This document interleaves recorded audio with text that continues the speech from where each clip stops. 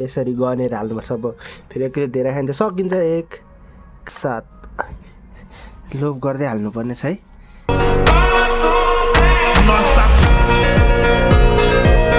Hello guys, के छ हजुर?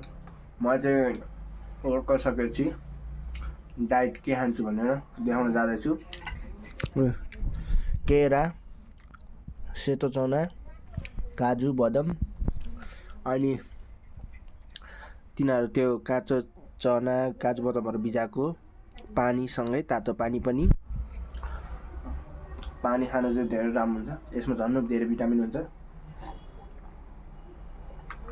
यसमा तातो पानी मिसाएको छ अलिकति, झन् खतरनाक हुन्छ। अब ठुलो हाम्रो क्रिएटिन सेटिन नलिन सके पनि यसले काम चलाउनु पर्छ। अब पछि के थाहा, म पनि अलिकति फेमस भएर एउटा भनाइ फेसबुक युट्युबबाट पैसा हाल्ने चाहिँ क्रिएटिन सेटिन लिएर मस्त बडी बनाउनुपर्छ हैन। अहिले चाहिँ मेरो यही हो। अनि यो पनि खतरा हो, सकिन लागिसक्यो। जस टोटल 1000 रुपियाँको छ है मेरो डाइट। 1000 रुपियाँ जस 16-17 दिन चाहिँ मस्तले पुग्छ। अब केरा भनेको त्यही हो, केरा एक्स्ट्रा हुन्छ। केराले गर्दा 1200-1300 पुग्छ महिनामा। अब किनभने केरा त सकिरहन्छ। यो एकैमा सकिने हो। ठिक छ, जो 17-18 दिन।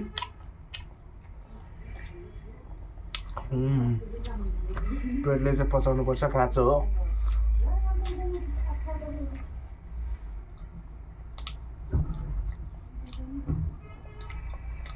फ्याट बोय अब मेहनत गर्दै जाऊँ, राम्रो बडी बन्छ भन्ने आश छ। एक दिन राम्रो रिजल्ट आउँछ। डिसिप्लिन र मोटिभेसनमा बस्नु पर्यो। यसमा चाहिँ फलो गर्छु म, चिन्ता नगर। जहिले भिडियो पनि हाल्नेछौँ युट्युब फेसबुक टिकटक सबैमा, यसो हेरेर साथ माया सपोर्ट देखाइदिनु होला है त।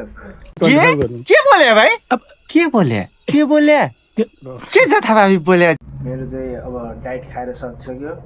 अब भोलिको लागि भिजाउँदैछौँ सेतो चना अनि यसरी गनेर हाल्नुपर्छ। अब फेरि एकैचोटि धेरै खान्छ सकिन्छ एक काजु 2 3 4 5 6 7 यो बदाम चाहिँ 4 5 6 7 लोभ गर्दै हाल्नुपर्ने छ है। गाह्रो छ।